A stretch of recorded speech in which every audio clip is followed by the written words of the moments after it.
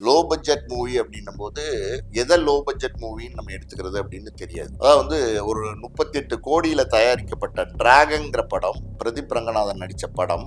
அந்த படம் வந்து கிட்டத்தட்ட 180 கோடிக்கு மேல கலெக்ட் பண்ணும். இப்போ இதை நம்ம எப்படி சின்ன படம்னு சொல்றது? தமிழ் படத்தை வந்து போன வருஷம் வந்த 100 படங்கள் அப்படின்னா அந்த 100 படங்கள்ல 7% மட்டும்தான், அதாவது 100%ல 7% தான் வந்து சக்சஸ் ரேஷியோ. மற்ற 93% வந்து ஃபெயிலியர் ரேஷியோ. ஏன் அப்படின்னா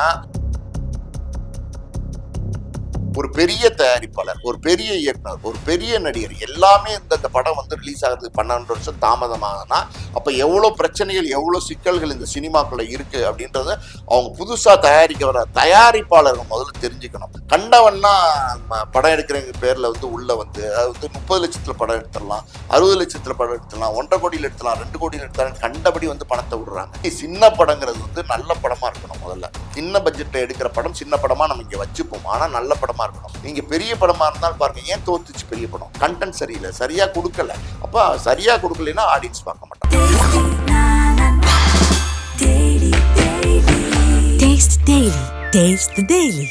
திரைமொழி நண்பா நண்பீஸ் எல்லாருக்கும் வணக்கம். ஸோ இன்னைக்கு நம்மளோட கெஸ்ட் யாருன்னு பாத்தீங்கன்னா சினிமா விமர்சகர், ஆஸ்கார் மூவிஸ் ப்ரொடியூசர் பாலாஜி பிரபு சார் தான் இருக்காரு. சார் வணக்கம் சார். வணக்கம். எப்படி இருக்கீங்க சார்? நல்லா இருக்கேன் சார். இன்னைக்கு பயங்கரமா போயிட்டு இருக்க ஒரு கண்டென்ட் என்னன்னு பாத்தீங்கன்னா, இந்த லோ பட்ஜெட் மூவிஸ்க்கு வர பிரச்சனை, இந்த தியேட்டர் அவங்களுக்கு ரொம்ப கம்மியா கிடைக்குது. இது எதனால சார்? ஒரு ப்ரொடியூசரா நீங்க எப்படி இது பாக்குறீங்க?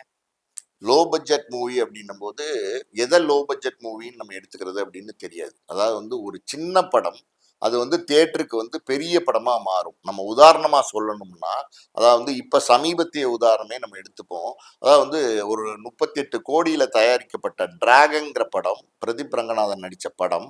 அந்த படம் வந்து கிட்டத்தட்ட 180 கோடிக்கு மேல கலெக்ட் பண்ணும். இப்ப இதை நம்ம எப்படி சின்ன படம்னு சொல்றது? சின்ன படமா பெரிய படமா அப்படிங்கிறது வந்து தியேட்டருக்கு வந்து தான் நம்ம டிசைட் பண்ண முடியும். இன்னொரு உதாரணம் சொல்றேன், இது கனெக்டடா. அதாவது வந்து சமீபத்தில் வந்த விடாமுயற்சி படம் இருக்கு இல்லையா, அஜித் படம். அந்த படத்தினுடைய டோட்டல் தமிழ்நாடு தியேட்டர்கள் கலெக்ஷன் என்னன்னு பாத்தீங்கன்னா 60 கோடி தான். புரியுதா உங்களுக்கு? அதனுடைய பட்ஜெட் என்னன்னு பாத்தீங்கன்னா 300 கோடி. ஸோ 300 கோடிக்கு எடுக்கப்பட்ட ஒரு படம் 60 கோடி தான் கலெக்ட் பண்ணியிருக்கு. 38 கோடிக்கு எடுத்த ஒரு படம் 180 கோடியும் தாண்டி கலெக்ட் பண்ணும். அப்ப எது சின்ன படம், எது பெரிய படம்? பட்ஜெட் பெருசா எடுத்தா அது பெரிய படம், பட்ஜெட் சின்னதா எடுத்தா சின்ன படம் அப்படின்னு நம்ம வச்சுக்கலாம். ஓகே. ஆனா வெளியில வந்து ஓடி சக்சஸ் பண்ற படம் தான் பெரிய படம். ஆடியன்ஸ் ரசிச்சு சூப்பரா இருக்கு படம் அப்படின்னு பார்த்தாதான் அது பெரிய படம். ஸோ இந்த பக்கம் ஒரு பக்கம் சின்ன படங்கள் நிறைய எடுக்கிறாங்க அப்படின்னா, சின்ன படங்கள் ஏன் நிறைய எடுக்கிறாங்க, சின்ன படங்கள் எதனால இவ்வளவு படங்கள் வருது? ஒரு வருஷத்துக்கு 245 படம் கிட்டத்தட்ட வந்திருக்கு, கிட்டத்தட்ட ஒரு உதாரணத்துக்கு. அப்படி இருக்கும்போது இந்த படங்கள் எல்லாம் ஏன் ஓடல? சக்சஸ் ரேஷியோ வந்து ஏன் இவ்வளவு கம்மியா இருக்கு? அதாவது வந்து தமிழ் படத்தை வந்து போன வருஷம் வந்த 100 படங்கள் அப்படின்னா அந்த 100 படங்கள்ல 7% மட்டும்தான், அதாவது 100%ல 7% தான் வந்து சக்சஸ் ரேஷியோ. மற்ற 93% வந்து ஃபெயிலியர் ரேஷியோ. ஏன் அப்படின்னா நிறைய பேர் சின்ன படங்கிற பேர்ல யாரோ சினிமா தெரியாதவங்க, சினிமாவே ஒண்ணுமே அறியாதவங்க, சினிமா மோகத்துல, சினிமால நிறைய ஜில்மாஸ் இருக்கு, அதெல்லாம் கண்ணா பொண்ணான்னு ஒரு சினிமா போதை ஒண்ணு, சினிமா ஆசை ஒண்ணு இருக்கு பார்த்தீங்களா, அது பல விதமான ஆசைகள்ல தூண்டப்பட்டு உள்ளுக்குள்ள வராங்க. வரும்போது அவங்க வந்து அதாவது வந்து சம்பந்தமே இல்லாம ஒரு அரிசி வியாபாரியா இருப்பான், புரியுதா உங்களுக்கு? ஒரு கரும்பு வியாபாரியா இருப்பான், அவன்கிட்ட வந்து கோடிக்கணக்கில் பணம் இருக்கும். யாரோ ஒரு அசிஸ்டன்ட் டைரக்டர் போய் சொல்லுவான், சார் இப்படி ஒரு படம் பண்ணலாம், ஒரு 2.5 கோடி ஆகும், இல்ல 1.5 கோடி ஆகும், அப்படி இப்படின்னும் போது அவனுக்கு ஒரு சினிமா ஆசை இருக்கு. ஏன் எல்லாருக்கும் சினிமா ஆசை இருக்குன்னா, சினிமால வந்தா பிரபலமாகலாம், பெரிய ப்ரொடியூசர் ஆகலாம் அப்படின்னு நினைக்கிறாங்க. அதாவது வந்து அவங்க என்ன நினைச்சு உள்ள வராங்க அப்படின்னா, சினிமா படம் எடுத்துட்டா நம்மளும் ப்ரொடியூசர் சொல்லிக்கலாம் அப்படின்னு நினைச்சு வராங்க. அப்படி கிடையாது. அதாவது வந்து சினிமா படம் எடுத்து தோத்துட்டீங்கன்னா, அதாவது வந்து போட்ட 2.5 கோடி ரூபாய் நீங்க இழந்துட்டீங்கன்னா, அதுக்கப்புறம் உங்களை ப்ரொடியூசர்லாம் யாரும் சொல்ல மாட்டாங்க, உங்களை யாருமே கண்டுக்க மாட்டாங்க. எத்தனையோ தயாரிப்பாளர் வந்து இன்னைக்கு வந்து வீடு வாசல்லாம் இழந்து, அதாவது சினிமா தொழிலே இருக்கிறவங்க, சினிமா தயாரிப்பாளர், அதாவது ரெகுலர் ப்ரொடியூஸே பார்த்தீங்கன்னா வீடு வாசல்லாம் இழந்து ரோட்டுக்கு வந்துட்டாங்க. அப்படி இருக்கும்போது சினிமாவே தெரியாத ஒரு தயாரிப்பாளர், நான் சொன்ன மாதிரி அரிசி வியாபாரி, கரும்பு வியாபாரி, இப்படி யாரோ ஒருத்தர் வந்து பணத்தை உள்ள வந்து போடும்போது அவரை வந்து என்ன செய்யும் சினிமா? சும்மா ஒட்டுமா? அவருக்கு சினிமானே என்னன்னு தெரியாது, ட்ரேடே என்னன்னு தெரியாது. அவர் வாட்டு பணத்தை போடுவார். அந்த அசிஸ்டன்ட் டைரக்டர் சொல்லியிருக்காரு ஒரு கதை, அதை நம்பி தயாரிக்க வந்திருக்காரு. அப்போ சுத்தி இருக்கிறவங்க, அதாவது ப்ரொடக்ஷன் மேனேஜர், அவங்க இவங்க ஏகப்பட்ட பேர், கிட்டத்தட்ட ஒரு 100 பேர் உங்களை சுத்தி வளைச்சிருவாங்க. ஒரு மாயை உங்களை சுத்தி கிரியேட் பண்ணுவாங்க. அதாவது வந்து நீங்க எங்கேயோ உயரத்துக்கு போறீங்க, எவ்வளவு பெரிய உச்சத்தை அடைய போறீங்க. இந்த 2,50 கோடி போட்டுட்டு நீங்க என்னமோ வந்து 2 அதாவது வந்து 250 கோடி எடுக்க போறீங்கிற மாதிரி ஒரு பில்டப் கொடுத்து உங்களை சுத்தி ஆளுங்க நின்றுகிட்டே இருப்பாங்க. அப்போ உங்களுக்கு என்ன தோணும்? உங்களுக்கு வந்து ரியாலிட்டின்னு ஒண்ணு இருக்கு பாத்தீங்களா? அதாவது லைஃப்ல அந்த ரியாலிட்டியே உங்களுக்கு புரியாது. அது வந்து உங்களுக்கு மிஸ் ஆகும். அப்ப நீங்க நினைப்பீங்க, ஓ அப்படியா, இவ்வளவு பணம் வந்துருமா, ஓ 80 கோடி வந்துருமா, 90 கோடி வந்துருமா, 150 கோடி வந்துருமா, ஓடுனா பிரமாதம், 250 கோடி கூட வருமா, இப்படி எல்லாம் நினைச்சு நீங்க படம் எடுப்பீங்க. ஆனா அந்த படம் தோத்து போகும். எந்த பல படங்கள் இப்ப நீங்க சொல்றீங்க தியேட்டருக்கு வந்து இந்த படங்கள் ரிலீஸ் ஆகி ஓடாம போற பல விஷயங்கள் இருக்கு. தியேட்டருக்கே வராம ஆயிரக்கணக்கான படங்கள் முடங்கி இருக்கு. எத்தனையோ படங்கள் வந்து முடங்கி கிடக்கு, வெளியிலே வர முடியாத சூழ்நிலையில் இருக்கு. இந்த இடத்துல நம்ம ஒரு உதாரணம் சொல்லுவோம். அதாவது வந்து மதகத ராஜான்னு விஷால் நடிச்ச படம், சுந்தர் சி டைரக்ட் பண்ண படம், ஒரு ஜெமினி சினிமாஸ், அதாவது வந்து பெரிய தயாரிப்பாளர்கள் ஜெமினி நிறுவனம் அவங்க தயாரிச்ச படமே பாத்தீங்கன்னா கிட்டத்தட்ட 12 வருஷத்துக்கு மேல ரிலீஸ் ஆகாம கிடக்கு, பெட்டிக்குள்ளே கிடக்கு. என்ன காரணமா இருக்கும்னு நினைக்கிறீங்க? அதாவது வந்து அந்த தயாரிப்பாளருக்கு அந்த படத்துல பெரிய நஷ்டம். அந்த படத்தை வந்து வியாபாரம் பண்ண முடியல, அந்த படத்தை வந்து ரிலீஸ் பண்ண முடியல. ஒரு பெரிய தயாரிப்பாளர், ஒரு பெரிய இயக்குனர், ஒரு பெரிய நடிகர் எல்லாமே இந்த படம் வந்து ரிலீஸ் ஆகிறதுக்கு 12 வருஷம் தாமதமாகனா அப்ப எவ்வளவு பிரச்சனைகள், எவ்வளவு சிக்கல்கள் இந்த சினிமாக்குள்ள இருக்கு அப்படின்றத அவங்க புதுசா தயாரிக்க வர தயாரிப்பாளர்கள் முதல்ல தெரிஞ்சுக்கணும். கண்டவன்னா படம் எடுக்கிறவங்க பேர்ல வந்து உள்ள வந்து அது வந்து 30 லட்சத்துல படம் எடுத்துடலாம், 60 லட்சத்துல படம் எடுத்துடலாம், 1.5 கோடியில் எடுத்துலாம், 2 கோடியில் எடுத்தாலும் கண்டபடி வந்து பணத்தை விடுறாங்க. இப்ப 245 படங்கள்ல உண்மையாவே சினிமால இருக்கிற ட்ரேட்ல இருக்கிற தயாரிப்பாளர்கள் தயாரிச்ச படங்கள் ஒரு 45 தான். மற்றபடி பாத்தீங்கன்னா 200 படங்களும் நீங்க சொல்றீங்கல்ல இந்த சின்ன படம்னு, இந்த சின்ன படங்கிற பேர்ல வந்து 1.5 கோடியை போடுறவன், 2 கோடியை போடுறவன், 3 கோடி, 4 கோடி, 5 கோடி, 6 கோடி எல்லாம் போடுறவன் அப்படியே அந்த கோடிகளை இழந்துடுறான். ₹1 கூட உங்களுக்கு ரிட்டர்ன்ஸ் ஆகாது. இதுக்கு மீறி வந்து இதை ரிலீஸ் பண்ணி தரேன் சார், ஓடிடும் சார், சூப்பரா வரும் சார் அப்படின்னு சொல்லி ஒரு குரூப் சுத்திட்டு இருக்காங்க சினிமாக்குள்ள. புரியுதா உங்களுக்கு? அவங்க வந்து இவங்களை டார்கெட் பண்ணி போவாங்க. அதாவது இவங்க எங்கேயாவது போய் சொல்லுவாங்க, சார் ஒரு படம் எடுத்தேன் 1.5 கோடிக்கு ரிலீஸே பண்ண முடியல, என்னன்னு தெரியல, என்ன பண்றது சார், போட்ட பணம் எல்லாம் போச்சு அப்படின்னு சொல்லும் போது ஒருத்தர் சொல்லுவான், சார் அப்படியா 1.5 கோடிக்கு எடுத்தீங்களா, சரி இல்ல கவலைப்படாதீங்க சார், நம்ம வந்து நீங்க மேலும் ஒரு 50 லட்சம் போடுங்க, நம்ம ரிலீஸ் பண்ணலாம், யாரும் வாங்கலைன்னா கவலைப்படாதீங்க, நீங்களே ரிலீஸ் பண்ணுங்க. நீங்களே ரிலீஸ் பண்ணீங்கன்னா எப்படி பார்த்தாலும் தியேட்டர்ல வந்து இந்த தியேட்டர்ல உள்ள கலெக்ஷன் வரும், அந்த தியேட்டர்ல உள்ள கலெக்ஷன் வரும், ஃபாரின் ரைட்ஸ் விற்கலாம், தெலுங்கு ரைட்ஸ் விற்கலாம், கன்னட ரைட்ஸ் விற்கலாம், மலையாள ரைட்ஸ் விற்கலாம், ஹிந்தி டப்பிங் ரைட்ஸ் விற்கலாம், இது இல்லாம சேட்டலைட் விற்கலாம், இப்போ ஓடிடி விற்கலாம், அது இதுன்னு என்னென்னமோ சொல்லி அவன் மண்டையை கழுவி கிட்டத்தட்ட மறுபடியும் ஒரு 50 லட்ச ரூபா போட வைப்பான். போட்டா நீங்க வந்து 4 கோடி எடுத்துடலாம் சார், நீங்க போட்டது ஒன்றை தானே, இப்போ ஒரு 50 லட்சம் செலவழிங்க, மொத்தம் 2 கோடியா, நீங்க டபுளா 4 கோடி எடுத்துடலாம் சொல்லி தியேட்டர்ல ரிலீஸ் பண்ணி வச்சிரும். இப்படி வந்து தயாரிப்பாளர்கள்ன்ற பேர்ல யார் யாரையோ படம் எடுக்கிறதுனால பல பிரச்சனைகள் வந்து சினிமாக்குள்ள வர ஆரம்பிச்சிச்சு. ரெகுலரா ட்ரேட் பண்ணிட்டு இருக்காங்களா, ரெகுலரா தயாரிக்கிறாங்களா, அவங்களுக்கே பல பிரச்சனைகள் வர ஆரம்பிச்சிச்சு. இந்த மாதிரியான ஒரு சிச்சுவேஷன் தவிர்த்தாதான் இந்த மாதிரி நீங்க சொல்றீங்கல்ல இந்த படத்துக்கு தியேட்டர் கிடைக்கல, இந்த சின்ன படம் வந்தா ஏன் ஓட மாட்டேங்குது. சின்ன படங்கிறது வந்து நல்ல படமா இருக்கணும். முதல்ல சின்ன பட்ஜெட்ல எடுக்கிற படம் சின்ன படமா நம்ம இங்க வச்சுப்போம், ஆனா நல்ல படமா இருக்கணும். அப்படி நம்ம ஒரு உதாரணத்துக்கு எடுத்தோம்னா ஹரிஷ் கல்யாண் நடிச்ச வந்து ரப்பர் பந்து ஓடிச்சா இல்லையா, பெரிய கலெக்ஷன் பண்ணிச்சு. அதை வந்து தியேட்டர்ல இருந்து தூக்குவா செஞ்சுட்டாங்க கிடையாது. அப்படி பாத்தீங்கன்னா நீங்க வந்து நம்ம பார்க்கிங்னு ஒரு படம் அருமையான ஒரு கண்டென்ட்டோட வந்து கதை சொன்னாங்க. ஒரு MS பாஸ்கர் ஒரு ஹரிஷ் கல்யாணம் வச்சுக்கிட்டு ஒரு கீழ் வீடு மேல் வீடு ஒரு பார்க்கிங் தான் இருக்கு, இதுக்குள்ள எப்படி 2 காரை நிறுத்துறங்கிற ஒரு கதையை சொல்லி சக்சஸ் பண்ணாங்க. தியேட்டர்ல ஓடிச்சா இல்லையா. மகாராஜா படம் வந்து விஜய் சேதுபதி நடிச்சிருந்தாரு. ஒரு சாதாரண டெம்ப்ளேட் கதை தான். அதாவது வந்து அந்த ஹீரோவோட பொண்ணை ஒருத்தன் கற்பழிச்சிருவான், அந்த கற்பழிச்சவனை இவர் தேடி போய் பழி வாங்குறாரு. இந்த சாதாரண கதையை வந்து வேற மாதிரி பிரசன்ட் பண்றாங்க. அதாவது எப்படின்னா குப்பத்தட்டி காணா அப்படின்னு போலீஸ் ஸ்டேஷன்ல போய் கம்ப்ளைண்ட் கொடுக்குறாரு. குப்பத்தட்டி காணானோட போலீஸே சாக்காது, பயங்கர ஹிட் ஆச்சு. அதாவது வந்து தமிழ்நாட்டில் மட்டும் இல்ல, அதாவது உலக நாடுகள்லயும் நல்ல பிரபலமா ஓடிச்சு. இந்த மாதிரி நம்ம நிறைய குட் நைட் ஒரு படம், அந்த படத்தையும் நம்ம சொல்லலாம். அதாவது வந்து ஒரு கொரட்டை விடுறவன் ஹஸ்பண்ட் ஒய்ஃப்ல இந்த கொரட்டையினால என்ன பிரச்சனை வரும்னு ஒரு கதையை சொல்றான், சக்சஸ் பண்றான். ஏன் சமீபத்தியே நம்ம சொன்ன டிராகன், இதுக்கு முன்னாடி வந்த லவ் டுடே. நல்ல படங்கள் கொடுக்கணும், சின்ன படமா பெரிய படமாங்கிறது இல்ல, நல்ல படம் கொடுக்கணும். நல்ல படம் கொடுத்தீங்கன்னா நல்லா ஓடும், சின்ன படமா இருந்தாலும் சரி.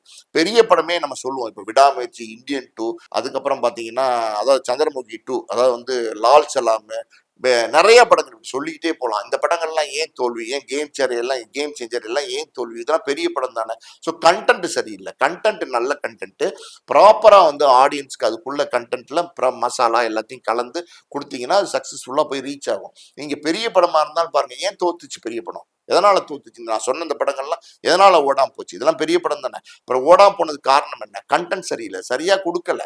அப்ப சரியா கொடுக்கலைன்னா ஆடியன்ஸ் பார்க்க மாட்டாங்க. ஸோ நீங்க ஒரு விஷயத்த தெரிஞ்சுக்குங்க, நல்ல படங்கள் எடுக்கணுங்கிறது தான் இங்க ரொம்ப முக்கியம். கண்டென்ட்டோட படம் எடுக்கணுங்கிறது தான் முக்கியம். இப்போ வந்து புதுசு புதுசா கதை சொல்ல ஆரம்பிச்சிட்டாங்க சார். என்னென்னமோ சொல்ல ஆரம்பிச்சிட்டாங்க. வேற ஒரு விஷயம், அதாவது வேற ஒரு உலகம் வந்து இப்போ உள்ளுக்குள்ள வந்துருச்சு. இனிமே வந்து இந்த பழைய ஃபார்முலா இருக்கு பார்த்தீங்களா? பாலா ஒரு படம் எடுப்பார்ல, அந்த மாதிரியான படமோ, சங்கர் எடுக்கிற படம் மாதிரியோ, மிஸ்கின் எடுக்கிற படம் மாதிரியோ, லிங்குசாமி எடுக்கிற படம் மாதிரியோ, இந்த மாதிரி இயக்குனர் ஹரி எடுக்கிற படம் மாதிரியோ ஓடவே ஓடாது. எல்லாம் மாறிச்சு. வேற மாதிரி மாறிச்சு, டோட்டலா மாறி ஆடியன்ஸும் மாறிட்டாங்க. அதாவது வந்து பழைய ஆடியன்ஸ் எல்லாம் வந்து பழைய படங்கள் எதிர்பார்த்தவங்களும் இப்ப புது படங்கள் ஓட ஓட அவங்களும் போய் பார்க்க ஆரம்பிச்சிட்டாங்க. அட்ராக்ஷன் எல்லாம் மாற ஆரம்பிச்சிச்சு.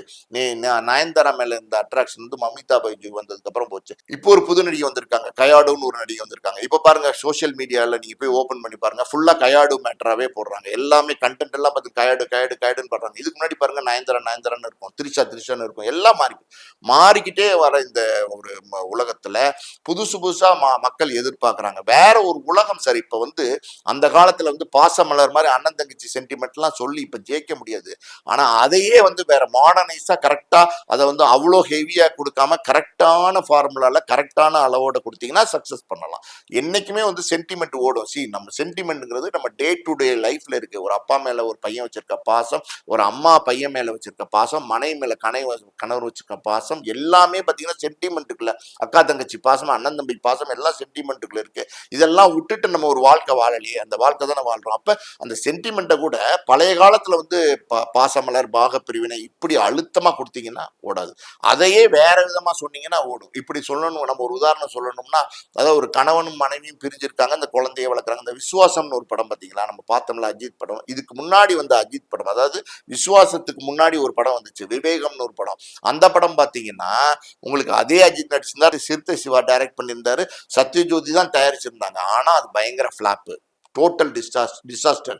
இருந்தாலும் அடுத்த படத்துக்கு வந்து அஜித் வந்து சிறுத்தை சிவாவை நம்பி இன்னொரு படம் கொடுக்குறாரு, அதே சத்யஜோதி பேனருக்கே கொடுக்குறாரு, அதே நயன்தாராவே போடுறாங்க, எடுக்கிறாங்க. விசுவாசம்னு ஒரு படம், கரெக்டான ஒரு சென்டிமெண்ட் கலந்த ஒரு ஆக்ஷன் படம். அந்த பொண்ணை பாதுகாக்கணும், ஒரு தகப்பனோட வேலையை அவர் இருந்து செய்யறாரு போது ஒரு ஹீரோயிசம் நல்ல ஓங்கி நிற்கிது, படம் பெரிய ஹிட். அந்த மாதிரி நல்ல படங்கள் எடுக்கணும். நல்ல படங்கள் கொடுத்தீங்கன்னா ஆட்டோமேட்டிக்கா தியேட்டருக்கு ரசிகர்கள் வந்து பார்ப்பாங்க.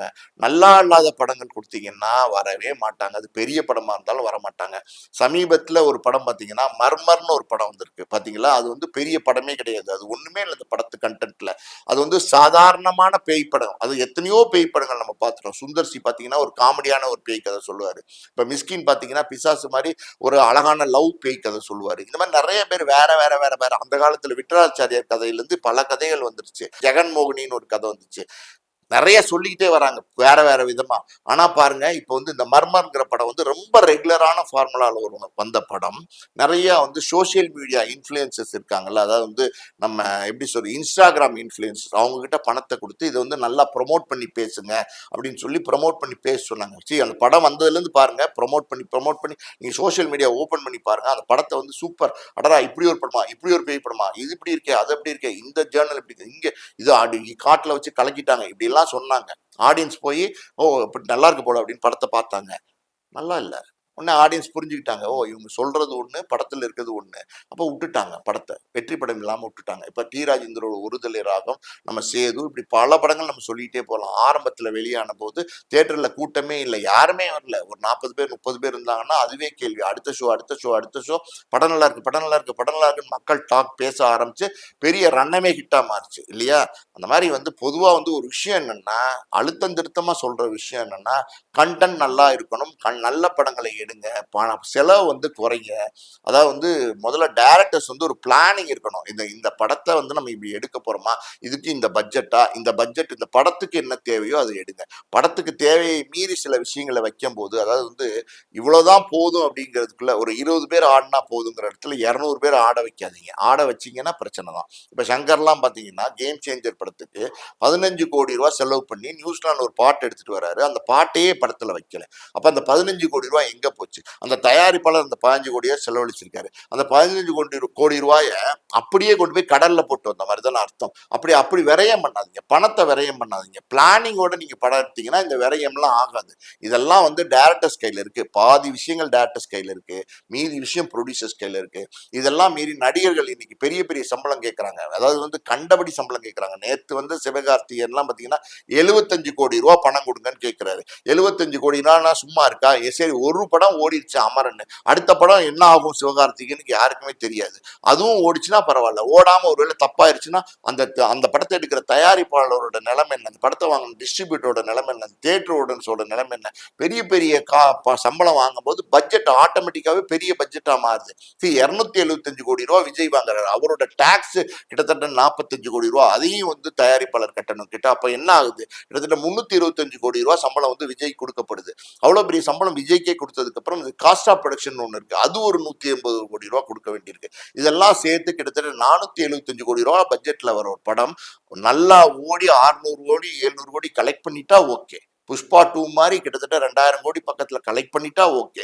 ஒருவேளை டிசாஸ்டரா இந்தியன் 2 மாதிரி, கேம் சேஞ்சர் மாதிரி பல படங்கள் நம்ம பேசிட்டு வந்தோம்ல, லால் சலாம் மாதிரி, சந்திரமுகி 2 மாதிரி நிறைய படங்கள் உதாரணம் சொல்லிக்கிட்டே இருந்தோம். அந்த மாதிரி தோத்து போச்சுன்னா அந்த தயாரிப்பாளரோட நிலைமை என்ன? இப்ப விடாமுயற்சியோட பெரிய தோல்வி லைக்காவுடைய பெரிய நஷ்டமா போச்சு. இப்ப அந்த பெரிய கார்பரேட் கம்பெனி லைக்கா, அவங்க படம் எடுக்க வந்தாங்க, நிறைய படங்கள் எடுக்கணும்னு வந்தாங்க, ஆர்வமா வந்தாங்க, பெரிய பெரிய ஆர்டிஸ்ட் வச்சு எடுத்தாங்க. ரஜினி வச்சிருந்தாங்க, கமல் வச்சிருந்தாங்க, விஜய் வச்சிருந்தாங்க, அஜித் வச்சிருந்தாங்க, எல்லாரையும் வச்சு எடுத்தாங்க. கடைசியில் அவங்களோட நிலைமை என்ன? ஒரு விருப்பப்பட்டு ஒரு தயாரிக்கிறதுக்கு வர ஒரு தயாரிப்பு நிறுவனத்தை துண்டக்கானான் துணியக்கானான் நீங்க ஓட வைக்கிறீங்க. யாரு? டைரக்டர்ஸ், நடிகர்கள்லாம் கண்டபடி ஊதியம் கேட்டு கண்டபடி செலவழிச்சு விரயம் பண்ணி எல்லாம் பண்ணி பிளானிங் இல்லாம கச்சா முச்சான் பண்ணி எல்லாம் பண்ணும்போது அவங்க ஓடிடுறாங்க. அப்ப இப்படியே வந்து தயாரிப்பாளர் ஒவ்வொருத்தங்களா ஓடிக்கிட்டே இருந்தாங்கன்னா அடுத்த தயாரிப்பாளர்கள் யார் வருவாங்க, யார் தயாரிப்பாங்க? நீங்க பெரிய படம் எடுப்பீங்க, அந்த படத்துக்கு காசு யார் போடுவா? வேல்பாரிங்கிற ஒரு படத்தை வந்து 3 பார்ட்டா சங்கர் எடுக்கணுங்கிறாரு, 1000 கோடி கிட்ட எடுக்கணுங்கிறாரு. அப்ப 1000 கோடி பணத்தை போறதுக்கு எந்த தயாரிப்பாளர் இப்ப இருக்கா? நல்ல தயாரிப்பாளரை நீங்க விரட்டி விட்டுறீங்க தப்பான படங்கள் கொடுத்து. அப்ப நீங்க எடுக்க போற படங்களுக்கு இனிமே தயாரிப்பாளர் யார் வருவா? இந்த கேள்வி எல்லாம் இருக்குங்க. இதெல்லாம் வந்து சினிமால தவிர்க்கணும் அப்படின்னா ஃபர்ஸ்ட் வந்து பிளானிங்கோட பண்ணணும், நடிகர் சம்பளத்தை குறைக்கணும், கதை வந்து அதாவது வந்து இதுக்கு எல்லாத்தையும் மீறி கண்டென்ட் நல்லா இருக்கணும். Okay sir. ஸோ சின்ன படங்களுக்கான வெற்றியை எப்படி கரெக்டாக இவ்வளோ அழகாக சொன்னீங்க. ஆனால் சின்ன படங்கள் வந்து ரிலீஸ் ஆகிற டைமில் ஒரு அடுத்த வாரமே ஒரு பெரிய படம்னு ஒன்று வந்துருச்சுன்னா அந்த டைமில் இந்த சின்ன படத்தை தூக்கிடுறாங்களே சார், அது எதனால சார்? இப்போ நான் இதுக்கு ஒரு உதாரணம் சொல்றேன். அதாவது விடாமுயற்சி வந்து பொங்கலுக்கு வரதா இருந்துச்சு, அப்போ வரல, ஓகேவா? இப்போ வந்து அந்த நேரத்துல டிராகன் வரதா இருந்துச்சு, டிராகனும் விடாமுயற்சி வருதுன்னு பயந்துட்டு டிராகனும் வரல. ஒருவேளை விடாமுயற்சியும் டிராகனும் ஒன்னா பொங்கலுக்கு வந்திருந்துச்சுன்னா விடாமுயற்சியோட நிலைமை என்ன?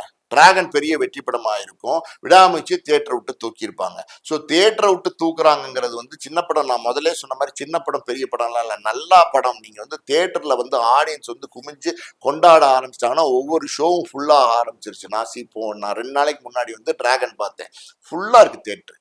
அதாவது படம் ரிலீஸ் ஆகி 1 வாரத்துக்கு மேல ஆச்சு, 10 நாளைக்கு மேல ஆச்சு, இன்னமும் ஃபுல்லா இருக்கு. நல்லா ஃபுல்லா ஓடிட்டு இருக்க படத்தை தேட்டருக்காரங்க ஏங்க தூக்க போறாங்க? அதெல்லாம் தூக்க மாட்டாங்க, புரியுதா உங்களுக்கு? பெரிய ஹீரோ படம் விடாமுயற்சி எத்தனை நாள் ஓடிச்சு தியேட்டர்ல? 1 வாரம் தான் ஓடிச்சு, தூக்கிட்டாங்க. ஏன் தூக்கிட்டாங்க? ஓடல, ஆடியன்ஸ் வரல. ஸோ இது வந்து சின்ன படத்துக்கு தியேட்டர் கிடைக்கல, பெரிய படத்துக்கு தியேட்டர் கிடைச்சி வந்து சின்ன படம் வந்து வர முடியாம போகுது. இந்த பிராக்டிக்கல் டிஃபிகல்ட்டி இருக்கு. அதாவது வந்து ஒரு பெரிய படத்துக்கு கொடுக்கக்கூடிய ஸ்கிரீன் வந்து கிட்டத்தட்ட ஒரு 800-900 ஸ்கிரீன் கொடுக்குறாங்க, சின்ன படத்துக்கு வந்து ஒரு 100 ஸ்கிரீன் 150 ஸ்கிரீன் கொடுக்குறாங்க.